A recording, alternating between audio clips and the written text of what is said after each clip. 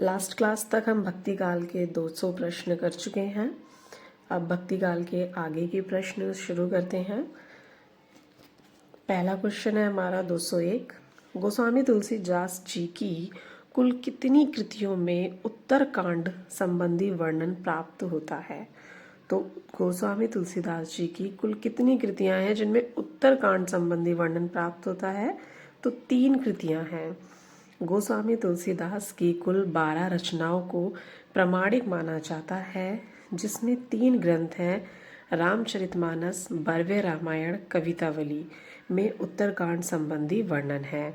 रामचरितमानस, बर्वे रामायण और कवितावली में उत्तरकांड संबंधी वर्णन है। ठीक है, गोस्वामी तुलसीदास की 3 रचनाएं हैं।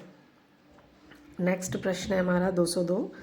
रामचरितमानस में तुलसीदास ने सर्वप्रथम इनमें से किसकी वंदना की?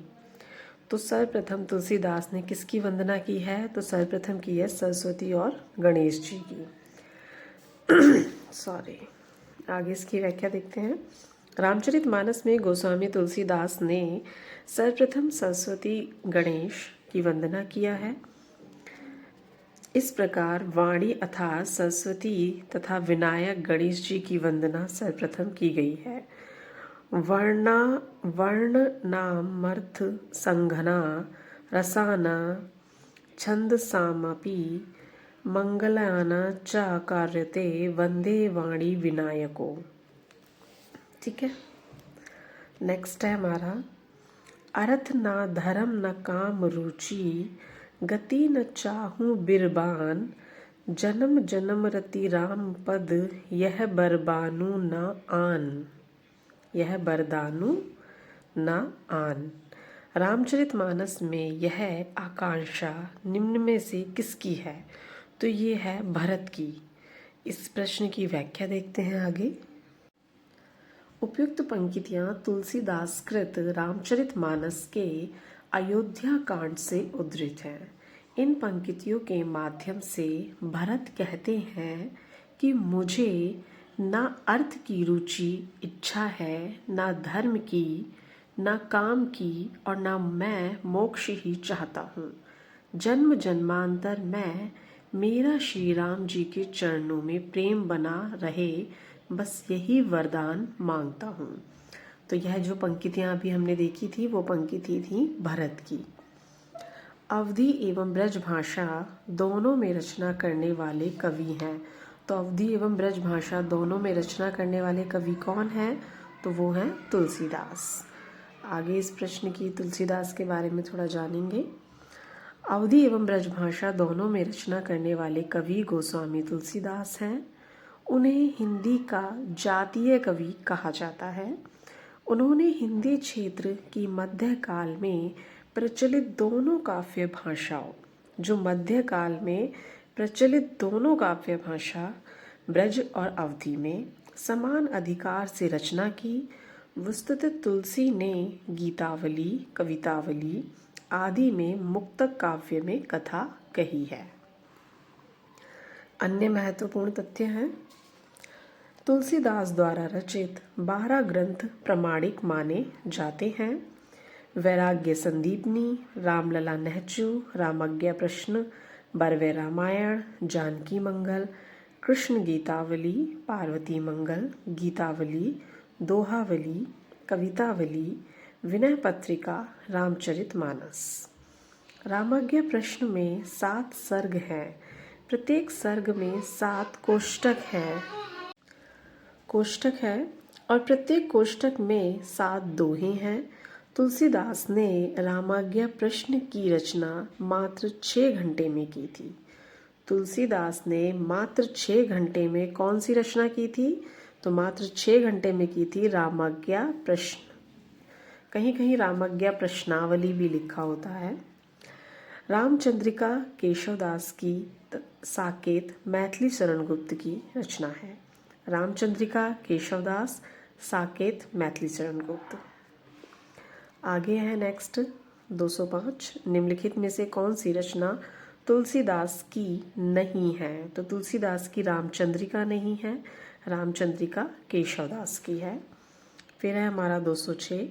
इनमें से कौन सी रचना तुलसीदास की नहीं है?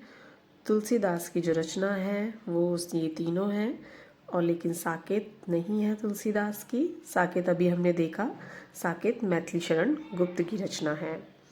अगला प्रश्न है, भक्ति काल के किस कवि को जातीय कवि कहा जाता है? तो अभी हमने देखा था हिंदी का जातीय कवि किसे कहा है, तो हिंदी का जातीय कवि तुलसीदास को कहा है। तो भक्ति काल के किस कवि को जातीय कवि कहा जाता है? तुलसीदास को। वैराग्य संदीपनी किस कवि की रचना है? तो वैराग्य संदीपनी तुलसीदास की रचना है। ये भी हमने देखा था, तुलसीदास की 12 रचनाओं को प्रामाणिक माना है। इनमें से कौन सा कथन असत्य है? तो कौन सा असत्य है? ज्ञानाश्रय शाखा के कवि निराकार की उपासना करते हैं, ये तो ठीक है। कबीर संत कवि हैं, ये भी ठीक है। प्रभु जी तुम चंदन हम पानी, रैदास की पंक्ति हैं, ये भी सही है। संत तुलसीदास ज्ञानाश्रय शाखा के कवि हैं, ये गलत है। तुलसीदास जब ज्ञानाश्रय के नहीं है, तुलसीदास तो जो है वो राम भक्ति शाखा के हैं। ज्ञानाश्रय शाखा के कवि निराकार की उपासना करते हैं, कबीर संत कवि हैं। प्रभु जी तुम चंदन हम पानी, रैदास की पंक्तियां हैं। संत तुलसीदास रामाश्रय शाखा के कवि हैं। स्पष्ट है कि विकल्प डी असत्य है। नेक्स्ट है 210। भक्ति काल की रामाश्रय शाखा के निम्न में से कौन से कवि हैं? तो रामाश्रय शाखा के कवि तो गोस्वामी तुलसीदास जी हैं। ऑप्शन डी यहाँ पर राइट आंसर हो जाएगा हमारा। निम्नलिखित विकल्पों में से जो राम भक्ति काव्य की विशेषता नहीं है उसे छांटिए। राम भक्ति काव्य की विशेषता नहीं है, देखते हैं। विष्णु के अवतार रूप में राम का वर्णन, तो ये तो है। लोक मंगल एवं समन्वय का प्रतिपादन, ये भी है। असद पर सद्वृत्तियों की विजय, ये भी ठीक है।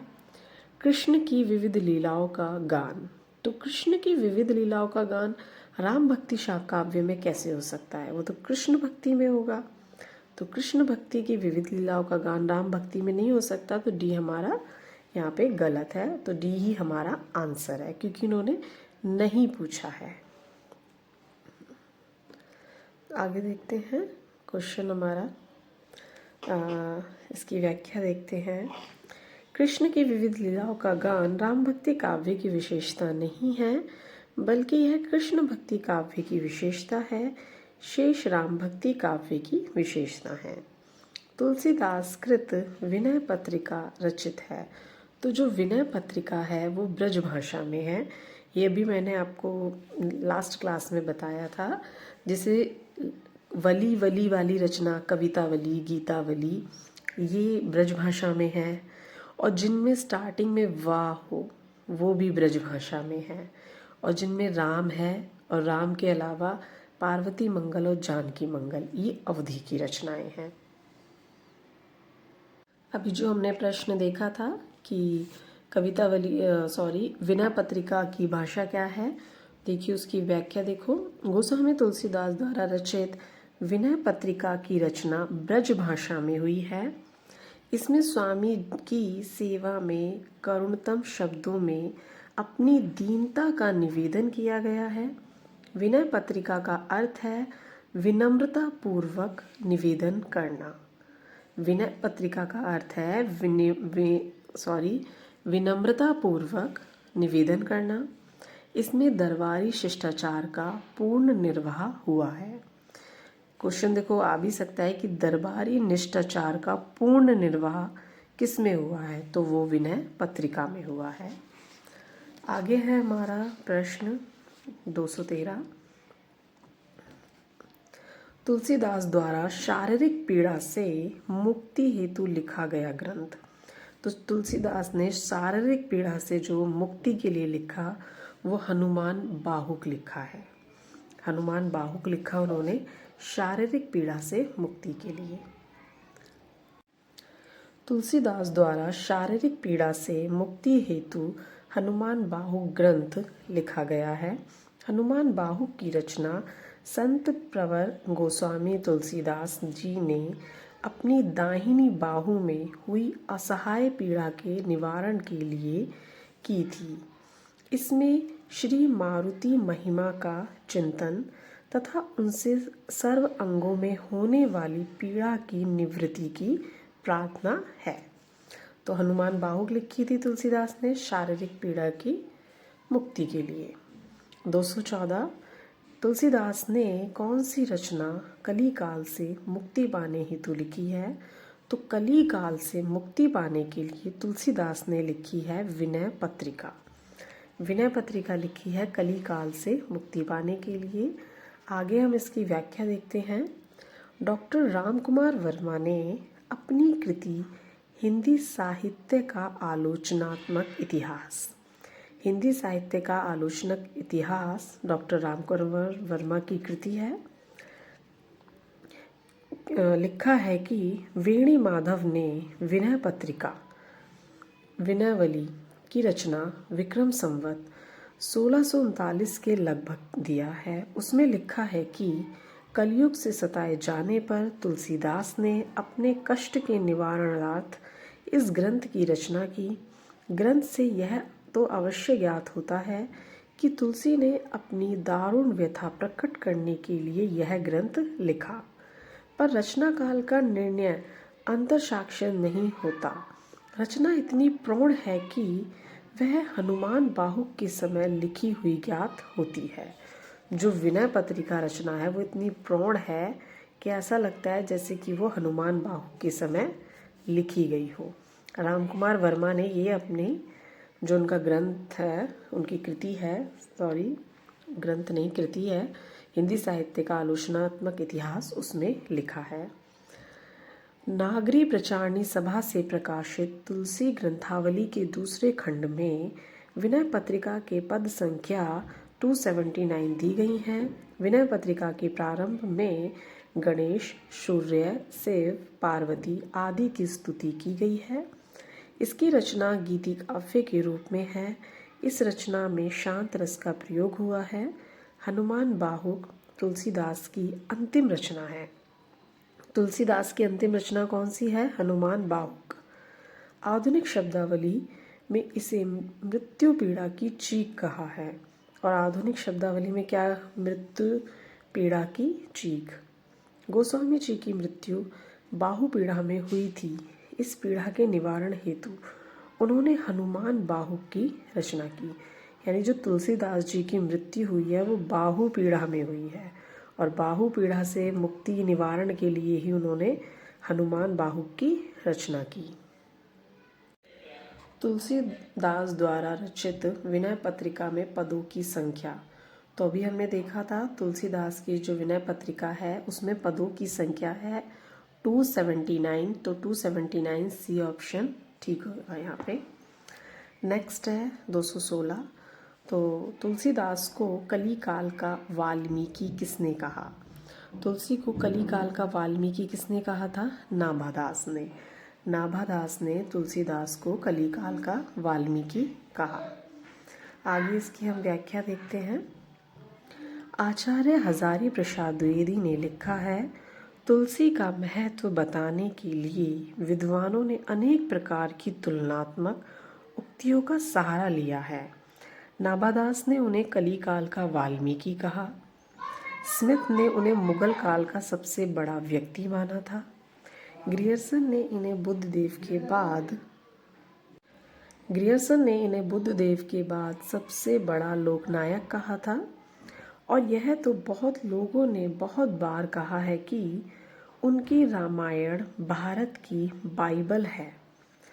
इन सारी उक्तियों का तात्पर्य यही है कि तुलसीदास असाधारण शक्तिशाली कवि, लोकनायक और महात्मा थे। ठीक है। नेक्स्ट है हमारा 217। कृष्ण गीतावली ग्रंथ के रचनाकार कौन है? तो कृष्ण गीतावली ग्रंथ के रचनाकार हैं तुलसीदास। जिनमें लास्ट में वली होता है, उनकी भाषा ब्रज होती है तुलसीदास की रचनाओं की। आप देख सकते हैं क्वेश्चन कितनी बार पूछा है पीजीटी परीक्षा में, 2010 में, 2002 में, 2001 में, 2011 में। कृष्ण गीतावली गोस्वामी तुलसीदास का ब्रज भाषा में रचित अत्यंत मधुर एवं रसमय गीति काव्य है। इसमें कृष्ण की बाल्यावस्था और गोपी उद्धव संवाद के प्रसंग कवित्य शैली में हैं। कृष्ण गीतावली में कुल 61 पद हैं। कितने पद हैं कृष्ण गीतावली में? 61। इसके कुछ पद सुरसागर में भी पाए जाते हैं। सुरसागर में भी इसके कुछ पद पाए जाते हैं। ठीक है। नेक्स्ट है हमारा 218। कृष्ण गीतावली नामक काव्य कृति के रचयिता कौन है? तो इसके रचयिता हैं तुलसीदास। नेक्स्ट है, इनमें से कौन सा ग्रंथ तुलसी द्वारा रचित नहीं है? तो कवितावली, विनय पत्रिका, दोहावली तीनों तुलसीदास के हैं। रसमंजरी नहीं है। रसमंजरी जो है हमारा तुलसीदास का ग्रंथ नहीं है। नेक्स्ट है, रसमंजरी नंददास की रचना है। जो रसमंजरी है वो नंददास की रचना है। यह नायिका भेद की पुस्तक है। और जो रसमंजरी है ये नंददास की रचना है और ये नायिका भेद की पुस्तक है जो भानुदत्त की रसमंजरी के आधार पर रचित है। शेष रचनाएं तुलसीदास द्वारा रचित हैं। नेक्स्ट है हमारा 220।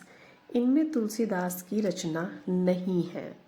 तो कवितावली, विनय पत्रिका, गीतावली तुलसीदास की हैं और रामचंद्रिका केशवदास की है। तो रामचंद्रिका केशवदास की हुई, तो ऑप्शन डी हमारा यहाँ पे राइट आंसर है।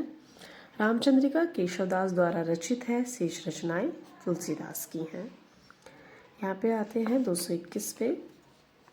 तुलसीदास जी ने भी भ्रमर गीत परंपरा के अंतर्गत भ्रमर गीत की रचना की है जो संकलित है। तो किसमें संकलित है? वो कृष्ण गीतावली में। इसमें इन्होंने उद्धव गोपी संवाद भी लिखा है कृष्ण गीतावली में, हमने अभी देखा था। आगे इसकी व्याख्या देखते हैं। गोस्वामी तुलसीदास जी ने भी भ्रमर गीत परंपरा के अंतर्गत कृष्ण गीतावली रचना में भ्रमर गीत का प्रसंग उठाया है। इस रचना के कुछ पद सुरसागर से मिलते हैं। इसकी भाषा ब्रज है। ठीक है, इसकी भाषा क्या है? ब्रज है। गोस्वामी तुलसीदास अन्य महत्वपूर्ण तथ्य: संस्कृत की शास्त्रीय परंपरा का निर्वहन करने वाले भक्तिकालीन कवि हैं।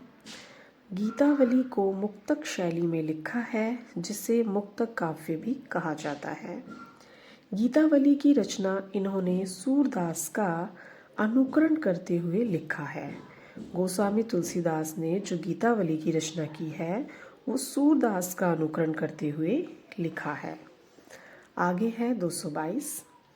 भक्ति काल के किस कवि ने संस्कृत को छोड़कर भी संस्कृत की शास्त्रीय परंपरा का निर्वहन किया है? संस्कृत को छोड़कर भी संस्कृत की जो शास्त्रीय परंपरा है उसका निर्वहन किया है, तो वो किया है तुलसीदास ने। आगे है 223। गीतावली। तो गीतावली क्या है? एक मुक्तक काव्य है। अभी हमने ऊपर देखा था कि गीतावली मुक्तक शैली में लिखा गया है, तो आंसर होगा मुक्तक काव्य। गीतावली जो है एक मुक्तक काव्य है। तुलसीदास ने किस काव्य की रचना सूरदास के अनुकरण पर की है? तो सूरदास के अनुकरण पर जो की है उन्होंने गीतावली की है रचना। अभी हमने देखा था जब प्रश्न की व्याख्या थी कि तुलसीदास ने सूरदास के अनुकरण पे जो रचना की है वो गीतावली की है। नेक्स्ट है हमारा 225। कीर्ति भनीति भूति भली सोई, कीर्ति भनीति भूति भली सोई, सुर सरी सम सब कहत हित होई। ये किसकी पंक्तियाँ हैं? तो ये पंक्तियाँ तुलसीदास की हैं। यूके पीजीटी में पूछा गया क्वेश्चन है 2020 का। उपयुक्त काव्य पंक्तियों के रचयिता भक्तिकालीन राम भक्ति शाखा के प्रमुख कवि गोस्वामी तुलसीदास जी हैं। आगे है 226। रामचरितमानस का ज्ञान दीपक प्रसंग किस कांड में वर्णित है? जो ज्ञान दीपक प्रसंग है वो किस कांड में है? रामचरितमानस के 7 कांड है ना, तो उन 7 में से उत्तर कांड में है। उत्तर कांड में ज्ञान दीपक प्रसंग है। ठीक है। गोस्वामी तुलसीदास जी ने उत्तरकांड में श्री राम वशिष्ठ संवाद, नारद जी का अयोध्या आकर रामचंद्र जी की स्तुति करना, शिव पार्वती संवाद, गरुड़ मोह तथा गरुड़ जी का काकभूषुंडी जी से राम कथा एवं राम की महिमा सुनना, काकभूषुंडी जी के पूर्व जन्म की कथा, ज्ञान भक्ति निरूपण, ज्ञान दीपक और भक्ति की महान महिमा, गरुड़ के 7 प्रश्न और काकभूषुंडी जी के उत्तर आदि विषयों का विस्तृत वर्णन किया है। इसमें पूरा डिटेल से दे रखा है कि तुलसीदास जी ने उत्तरकांड में किस किस का संवाद और प्रश्न लिखे हैं। नेक्स्ट है 227, रामचरितमानस से किस संवाद का संबंध नहीं है। तो रामचरितमानस से जो संवाद का संबंध नहीं है, अभी हमने देखा शिव पार्वती संवाद है, राम सीता संवाद भी है, यज्ञवल्क्य भारद्वाज संवाद भी है, काकभूषुंडी गरुड़ संवाद भी है। तो यहाँ पे चारों ऑप्शन ठीक है, तो इसीलिए इसका आंसर नहीं दिया है। ठीक है। नेक्स्ट है 228 है, गोरख जगायो जोग भक्ति भगायो लोग। ये काव्य पंक्तियाँ इनमें से किस कृति में है। गोरख जगायो जोग भक्ति भगायो लोग, ये कवितावली की हैं। ये कवितावली की पंक्तियाँ हैं। ये GIC प्रवक्ता परीक्षा 2021 का प्रश्न है।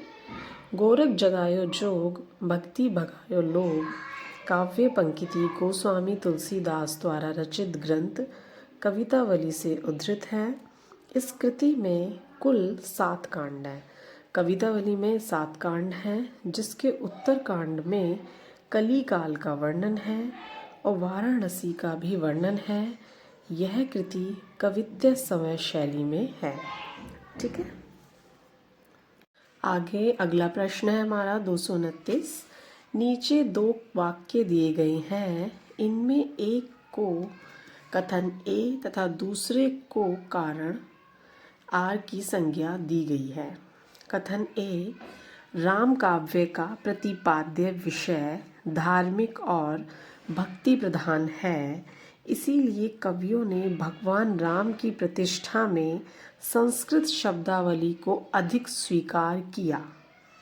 कारण है, जहाँ धर्म और दर्शन का प्रसंग हो तथा उच्च काव्य सौष्ठव दिखाना हो, वहाँ तत्सम की प्रधानता स्वाभाविक है। तो इनमें से कौन सा सही है और कौन सा गलत है। क्या कथन कारण की सही व्याख्या कर रहा है। तो जो कथन है वो कारण की सही व्याख्या नहीं कर रहा है। तो इसमें जो हमारा देखते हैं क्या आंसर होगा। तो इसमें हमारा पहला है A R दोनों सही हैं। A की सही व्याख्या R है। A गलत है, R सही है। A R दोनों गलत हैं। यहाँ A R दोनों गलत हैं और A की सही व्याख्या R नहीं है। तो इसमें जो हमारा राइट आंसर है वो B है कि A गलत है, R सही है। A की सही व्याख्या R नहीं है। देखो कथन और कारण जो लिखे हैं, इन दोनों की तो कोई व्याख्या मैच ही नहीं कर रही है, कोई व्याख्या ही नहीं है। और साथ ही साथ जो A है वो गलत है, क्योंकि संस्कृत में ही थोड़ी ना सिर्फ रचना की है। राम काव्य की रचना तुलसीदास ने तो बल्कि अवधि और ब्रज में की है। ऐसा कोई जरूरी थोड़ी है कि भगवान राम की प्रतिष्ठा दिखाने के लिए संस्कृत का ही सहारा लिया जाए। चलो व्याख्या देखते हैं आगे। राम काव्य का प्रतिपाद्य विषय धार्मिक और भक्ति प्रधान है, इसीलिए कवियों ने भगवान राम की प्रतिष्ठा में संस्कृत शब्दावली को अधिक स्वीकार किया है। यह कथन सही नहीं है। जहाँ धर्म और दर्शन का प्रसंग हो तथा उच्च काव्य सौष्ठव दिखाना हो, वहाँ तत्सम की प्रधानता स्वाभाविक है। A गलत है, R सही है। A की सही व्याख्या R नहीं है। आगे है क्वेश्चन नंबर हमारा 230। साखी सबदी दोहरा कही किहनी उपखान भागती निरुपही भगत कली निंदहि वेद पुराण।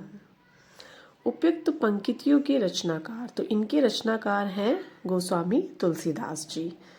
ये 2021 का क्वेश्चन है टीजीटी का, जो लास्ट टाइम हुआ था, उसके बाद अभी तक तो पोस्टपोन ही होता चला जा रहा है एग्ज़ाम टीजीटी का, पता नहीं कब होगा।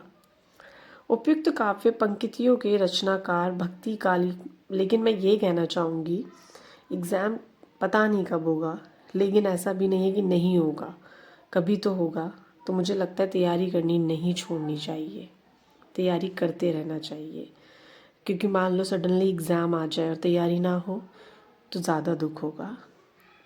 उपयुक्त काव्य पंक्तियों के रचनाकार भक्तिकालीन कवि गोस्वामी तुलसीदास हैं।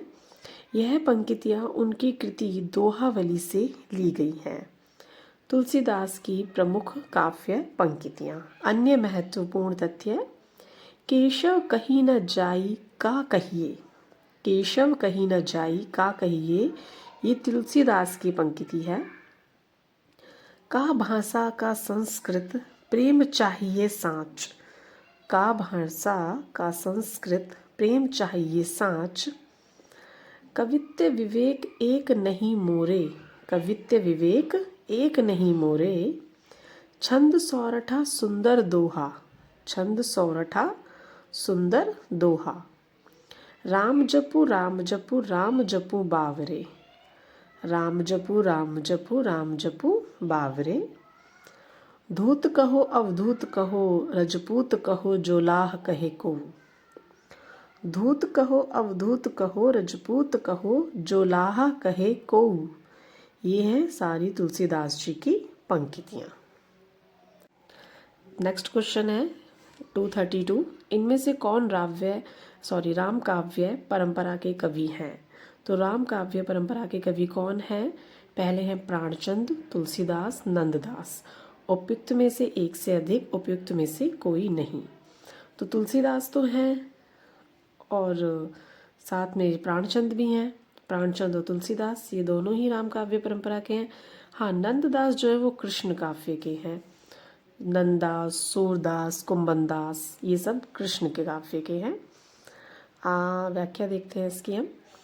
प्राणचंद चौहान तुलसीदास राम काव्य परंपरा के कवि हैं, जबकि नंददास कृष्ण काव्य परंपरा के कवि हैं। अन्य महत्वपूर्ण तथ्य: राम काव्य परंपरा के कवि। तो राम काव्य परंपरा के और जो अन्य कवि हैं वो हैं रामानंद, तुलसीदास, अग्रदास, विष्णुदास, कृष्णदास पयहारी, नाभादास, प्रियदास, केशवदास, प्राणचंद चौहान, हृदयराम, लालदास, माधवदास। ये सारे किसके हैं? राम काव्य परंपरा के कवि हैं। ठीक है, अभी हमने राम काव्य परंपरा के सारे कवि देखे थे। अभी हमारी जो है कृष्ण भक्ति में सूफी, संत और राम तीनों भक्ति काव्य के प्रश्न हो चुके हैं। लास्ट है कृष्ण भक्ति काव्य, लास्ट है हमारा कृष्ण भक्ति काव्य के प्रश्न है। ये स्टार्ट करते हैं, इससे आगे के प्रश्न हमारे कृष्ण भक्ति काव्य के होंगे। 233। इनमें से कौन गौ घाट पर निवास करने वाले कवि हैं? तो गौ घाट पर निवास करने वाले कवि सूरदास हैं। सूरदास जो है वो गौ घाट पर निवास करने वाले कवि हैं। सूरदास अष्टछाप के कवि हैं। इनका निवास स्थान मथुरा के पास गौ घाट पर था। कुंभनदास चतुर्भुजदास का निवास स्थान जमुनावती, परमानंद दास का सुरभि कुंड, नंददास का मानसी गंगा, गोविंद दास का कदम्ब खड़ी महावन, कृष्णदास का बिच्छुल कुंड और चित्त स्वामी का निवास स्थान पंचुरी था। आप यहाँ देख सकते हैं कि अष्टछाप के जितने भी कवि हैं सभी का निवास स्थान यहाँ पर दिया गया है। ठीक है, 234। निम्नलिखित कवियों में से श्री कृष्ण शाखा का प्रतिनिधित्व कौन से कवि करते थे? तो कृष्णाश्रय शाखा का जो प्रतिनिधि करते हैं वो करते हैं सूरदास। तो सूरदास करते हैं कृष्णाश्रय शाखा का प्रतिनिधित्व। आगे हम इसकी व्याख्या देखते हैं थोड़ी सी। उपयुक्त कवियों में से सूरदास कृष्णाश्रय शाखा का प्रतिनिधित्व करते हैं। कबीरदास एवं मलूकदास निर्गुण ज्ञान मार्गी संत हैं, जबकि तुलसीदास राम भक्ति शाखा के प्रतिनिधित्व करते हैं। राम और कृष्ण के आराधक कवि, राम और कृष्ण के, तो राम के हैं रामानंद, अग्रदास, कृष्णदास पैहारी, प्राणचंद चौहान, हृदयराम, गोस्वामी तुलसीदास। और जो कृष्ण परंपरा के हैं, कृष्णाश्रय शाखा के हैं, वो है विद्यापति, माधवाचार्य, मीरा, सूरदास, नंददास, नागरीदास, रसखान, हरिदास, हित हरिवंश। ये हैं कृष्ण परंपरा के, कृष्णाश्रय शाखा के। ठीक है, जो कृष्ण की आराधना करते हैं। नेक्स्ट है 235। कृष्ण भक्ति काव्य में कथा का श्रोत्र क्या है? तो कृष्ण भक्ति काव्य में कथा का जो श्रोत्र है वो भागवत पुराण है। श्रीमद् भागवत गीता नहीं है, भागवत पुराण। इस प्रश्न की आगे हम व्याख्या देखते हैं। कृष्ण भक्ति काव्य में कथा का मूल श्रोत्र भागवत पुराण को माना जाता है। आगे हमारी इस प्रश्न की व्याख्या है। कृष्ण भक्ति काव्य में कथा का मूल स्रोत भागवत पुराण को माना जा सकता है। इसमें कुल 12 स्कंद हैं। सुरसागर भागवत पुराण का उपजीव्य ग्रंथ है। जो सुरसागर है वो भागवत पुराण का उपजीव्य ग्रंथ है। श्री कृष्ण का प्रथम उल्लेख ऋग्वेद में मिलता है। श्री कृष्ण का जो प्रथम उल्लेख मिलता है वो किस में मिलता है? ऋग्वेद में। कुछ उपनिषदों एवं ब्राह्मण ग्रंथों में श्री कृष्ण का उल्लेख है।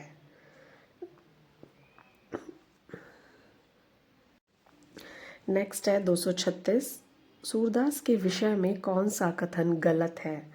तो सूरदास के विषय में कौन सा गलत है देखते हैं। सूरदास को सभी विद्वान जन्मांध मानते हैं, ये गलत है। सभी जन्मांध नहीं मानते, और आई थिंक खासकर कि वो जन्मांध जो उन्हें मानते हैं वो सभी नहीं हैं। सूरदास श्रीनाथ मंदिर वृंदावन में कीर्तन करते थे। हाँ, आगे हमारा ऑप्शन सी है, सूरदास वल्लभाचार्य के शिष्य थे, ये भी ठीक है। प्रभु हो सब पतितन को राजा, पर निंदा मुख पूरी रहो जग, यह निशान नित बाजा, पंक्ति सूरदास द्वारा लिखित है। तो यहाँ पे जो हमारा ऑप्शन ए है वो ठीक है, क्योंकि जो सूरदास थे उन्हें सभी जन्मांध नहीं मानते। कुछ मानते हैं कि वो जन्मांध थे, कुछ नहीं मानते। देखते हैं। भाव प्रकाश हरि राय कृत निज वार्ता गोकुलनाथ कृत। भाव प्रकाश हरि राय कृत है, निज वार्ता गोकुलनाथ कृत के आधार पर सूरदास अंधे माने गए हैं। यानी भाव प्रकाश जो है हरि राय की और निज वार्ता गोकुलनाथ की, इन दोनों के आधार पर सूरदास अंधे माने गए हैं। किंतु राधा कृष्ण के रूप सौंदर्य का सजीव चित्रण, नाना रंगों का वर्णन, सूक्ष्म पर्यवेक्षणशीलता आदि गुणों के कारण अधिकतर विद्वान सूरदास को जन्मांध स्वीकार नहीं करते। श्याम सुंदर दास ने लिखा है, सूर वास्तव में जन्मांध नहीं थे, क्योंकि श्रृंगार तथा रूप श्रृंगार तथा रंग रूप आदि का जो वर्णन उन्होंने किया है वैसा कोई जन्मांध नहीं कर सकता। हजारी प्रसाद द्विवेदी ने लिखा है, सुरसागर के कुछ पदों में यह ध्वनि अवश्य निकलती है कि सूरदास अपने को जन्म का अंधा और कर्म का अभागी कहते हैं, पर यह सब समय इनके अक्षार्थ को ही प्रधान नहीं मानना चाहिए, अन्य कथन सही है। ठीक है। नेक्स्ट है हमारा 237। सूरदास किस काल के कवि थे? तो सूरदास किस काल के कवि थे? तो सूरदास भक्ति काल के कवि थे। भक्ति काल के कृष्ण भक्ति काव्य धारा के अंतर्गत आने वाले प्रमुख कवि हैं सूरदास, नंददास, कृष्णदास, परमानंद दास, कुंभन दास, चतुर्भुज दास, मीराबाई, रसखान, ध्रुवदास और चैतन्य महाप्रभु। जो हमारी कंटेंट वाली क्लास है, जो कंटेंट में है, उसमें मैंने आपको इनके याद करने की एक ट्रिक बताई है, वो है कस पी के गोची चन। आप जाके उसमें डिटेल में देख सकते हैं। ठीक है। 238 सूरदास कौन सी धारा के प्रतिनिधि कवि हैं? तो सूरदास कौन सी धारा के हैं? तो सूरदास तो कृष्ण काव्य धारा के हैं। सूरदास कृष्ण काव्य धारा के प्रतिनिधि कवि हैं। अगला है हमारा 239। सूरदास ने किस कृति को नहीं लिखा? सुरसरावली, साहित्य लहरी, दोहावली, सुरसागर। सूरदास ने सुरसरावली, साहित्य लहरी, सुरसागर स तीनों को लिखा है, लेकिन दोहावली तुलसीदास की है। दोहावली सूरदास की नहीं है। सूरदास ने दोहावली नहीं लिखा, बल्कि यह रचना तुलसीदास की है। डॉक्टर दीनदयाल गुप्त ने सूरदास द्वारा रचित 25 पुस्तकों की सूचना दी है, जिनमें प्रमुख है सुरसागर, सुरसरावली, साहित्य लहरी, सूर पच्चीसी, सूर रामायण, सूर साठी, राधा रसकेली। ठीक है। नेक्स्ट है 240। इनमें से सूरदास की कृति कौन सी है? तो सूरदास की कृति कौन सी है? सा से सूरदास, सा से साहित्य लहरी, कवितावली, गीतावली दोनों हमारी जो है तुलसीदास की हैं, और साहित्य लहरी जो है वो सूरदास की है। नेक्स्ट है 241। सुरसागर किस भाषा की कृति है? तो सुरसागर जो है वो ब्रज भाषा की है।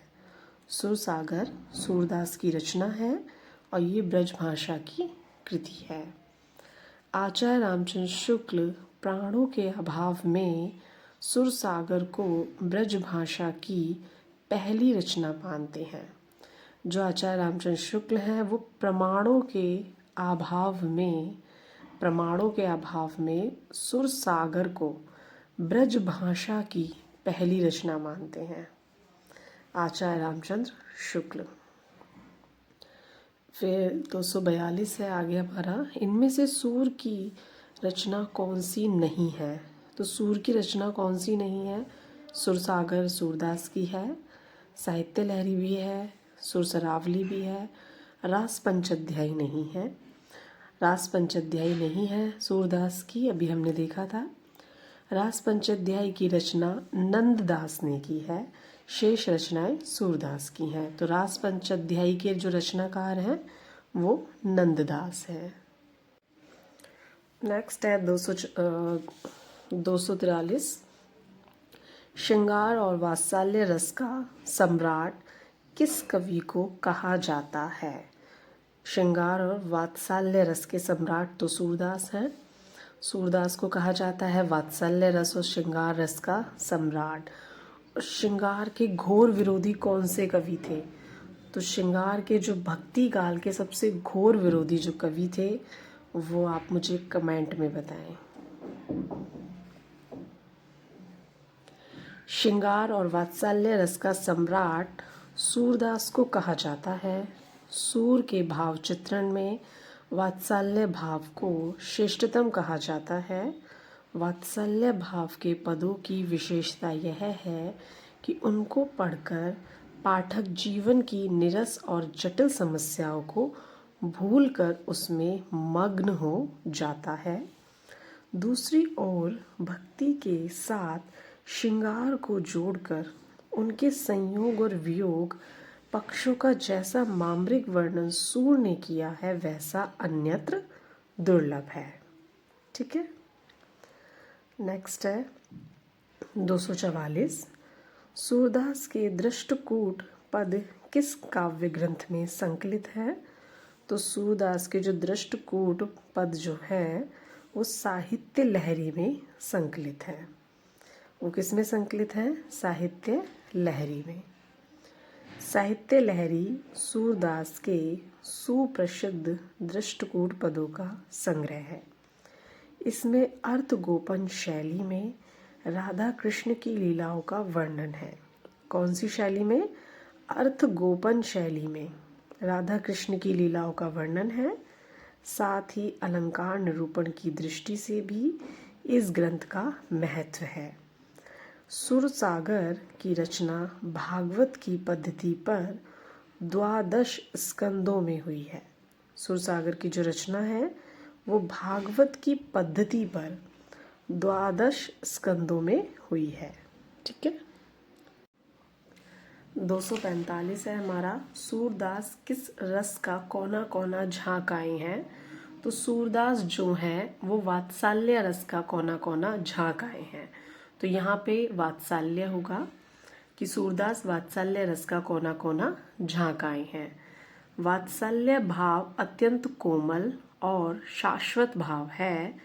जब तक सृष्टि रहेगी इस भाव की वर्तमानता भी रहेगी। सूरदास के लिए आचार्य रामचंद्र शुक्ल ने कहा था कि वे वात्सल्य रस का कोना कोना झांक आए हैं। सूरदास वात्सल्य रस का कोना कोना झांक आए हैं, ये किसने कहा था सूरदास के लिए? रामचंद्र शुक्ल ने। नेक्स्ट है 246। प्रस्तुत पंक्तियों के रचयिता।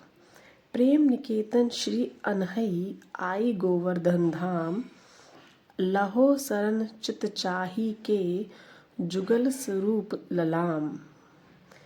ये किसकी पंक्तियां हैं? तो ये है रसखान की। ये रसखान की पंक्तियां हैं। आगे इसकी हम थोड़ी सी व्याख्या देखते हैं।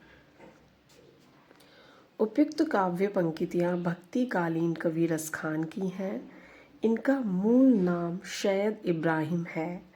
भारतेंदु हरिश्चंद्र इनके विषय में लिखते हैं, इन मुसलमान हरिजन पे कोटिन हिंदू वारिये। भारतेंदु हरिश्चंद्र ने रसखान के विषय में लिखा है, इन मुसलमान हरिजन पे कोटिन हिंदू वारिये। रसखान के बारे में, रसखान की रचना है प्रेम वाटिका, सुजान रसखान, अष्टयाम, दान लीला। प्रेम वाटिका, सुजान रसखान, अष्टयाम, दान लीला, ये 4 रचनाएं रसखान की हैं। इन्होंने कृष्ण की सखा भाव से उपासना की है। रसखान ने जो कृष्ण की उपासना की है वो सखा भाव से की है। इनका वृतांत 252 वैष्णव की वार्ता में मिलता है। यानी कि रसखान के बारे में जो मिलता है वो 252 वैष्णव की वार्ता में मिलता है। इन्हें गोस्वामी विट्ठलनाथ का शिष्य माना जाता है। रसखान को गोस्वामी विट्ठलनाथ का शिष्य माना जाता है। नेक्स्ट है 247। सैयद इब्राहिम का कवि नाम क्या है? तो सैयद इब्राहिम का जो कवि नाम है वो है रसखान। अभी हमने देखा था कि रसखान का जो मूल नाम है वो सैयद इब्राहिम है, तो ये रसखान है। रसखान का वास्तविक नाम सैयद इब्राहिम था। इनकी प्रमुख रचनाएं हैं सुजान रसखान और प्रेम वाटिका।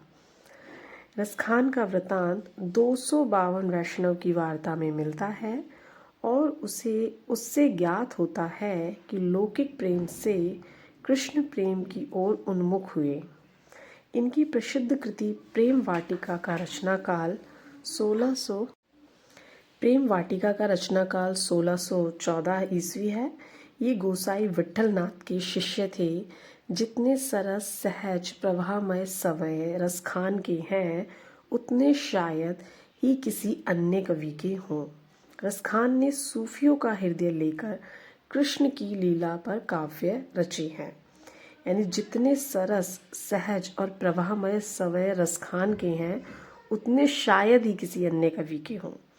रसखान ने सूफियों का हृदय लेकर कृष्ण लीला पर काव्य रचे हैं। ठीक है। नेक्स्ट है हमारा प्रेम वाटिका नामक ग्रंथ रचित है। तो प्रेम वाटिका अभी हमने देखा किसका है? प्रेम वाटिका रसखान का ग्रंथ है। मोर पखा सिर ऊपर रखियो, गुंज की माल गरे पहिरोंगी, ओड़ी पितंबर ले लटकी, वन गोधन गवर्नी संग फिरोगी। उपयुक्त काव्य पंक्ति के रचयिता कौन है? तो इनके रचयिता है रसखान। उपयुक्त सवयाबद्ध काव्य पंक्ति भक्तिकालीन कवि रसखान द्वारा रचित है। रसखान का मूल नाम शायद इब्राहिम था। इन्होंने गोस्वामी विट्ठलनाथ से दीक्षा ली थी। इन्हें तुलसीदास का समकालीन माना जाता है। यानी रसखान को किसका समकालीन माना जाता है? तो रसखान को तुलसीदास का समकालीन माना जाता है। ये है हमारा आज का लास्ट प्रश्न। 50 क्वेश्चंस कंप्लीट हो गए हमारे आज के। देखते हैं भक्ति काल के किस कवि को जड़िया विशेषण से विभूषित किया गया है? तो जड़िया विभूषण से किया गया है नंददास को, और कवि गड़िया नंददास जड़िया। ठीक है, तो इसका आंसर होगा नंददास। नंददास 16वीं शती के अंतिम चरण के कवि थे। ये भक्तिकालीन कृष्ण भक्ति काव्य धारा के कवि थे। ये हिंदी के अष्टछाप के प्रमुख कवियों में सूरदास के बाद सबसे अधिक प्रसिद्ध हुए। यानी जो अष्टछाप के कवि थे उनमें सबसे ज़्यादा जो प्रसिद्ध थे वो सूरदास थे। सूरदास के बाद जो प्रसिद्ध हुए दूसरे नंबर पर कह सकते हैं वो नंददास। इनके काव्य के विषय में यह उक्ति प्रसिद्ध है, और कवि गड़िया नंददास जड़िया। इससे प्रकट होता है कि इनके काव्य का कला पक्ष महत्वपूर्ण है। इनकी रचना बड़ी सरस और मधुर है।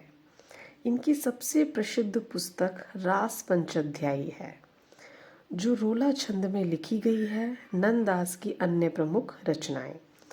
नंददास की सबसे प्रसिद्ध पुस्तक है रास पंचाध्यायी, और वो किसमें है? रास पंचाध्यायी रोला छंद में है। रासे रास पंचाध्यायी, रासे रोला छंद। अब देखते हैं नंददास की अन्य प्रमुख रचनाएं। पहली है भागवत दशम स्कंद रुक्मणी मंगल दूसरी। तीसरी है सिद्धांत पंचाध्यायी। चौथी है रूप मंजरी। पांचवी है मान मंजरी। छठी है रस मंजरी। सातवीं है विहर मंजरी। आठवीं है दान लीला। नौवीं है मान लीला। 10वीं है सुदामा चरित, और 11वीं है भंवर गीत।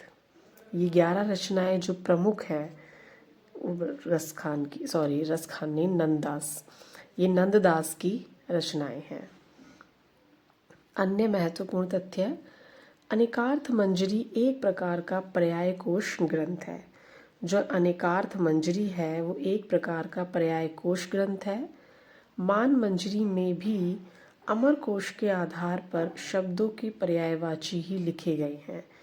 जो नंददास की रचना है मान मंजरी, उसमें भी अमर कोश के आधार पर शब्दों के पर्यायवाची लिखे गए हैं। देखो, पूछा जा सकता है कि मान मंजरी में क्या है, तो उसमें पर्यायवाची शब्द हैं। रूप मंजरी नंददास का लघु आख्यान है। नंददास का लघु आख्यान कौन सा काव्य है? तो वो है रूप मंजरी। भंवर गीत का मूल उद्देश्य निर्गुण निराकार ब्रह्म की उपासना का खंडन करते हुए सगुण साकार कृष्ण की भक्ति की उपासना करना है। जो भंवर गीत है उसमें सगुण साकार कृष्ण की भक्ति की उपासना करना है। आगे है हमारा सिद्धांत पंचाध्यायी। सिद्धांत पंचाध्यायी कृष्ण की रासलीला से संबंधित रचना है।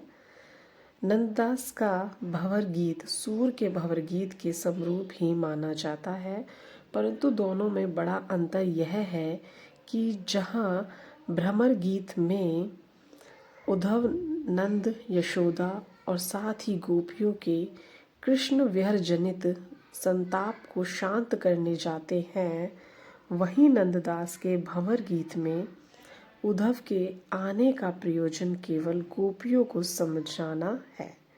यानी जो सूरदास का जो भ्रमर गीत है उसमें जो है, परंतु दोनों में क्या अंतर है? जो सूरदास के भ्रमर गीत में उद्धव जो आते हैं वो नंद, यशोदा और गोपी।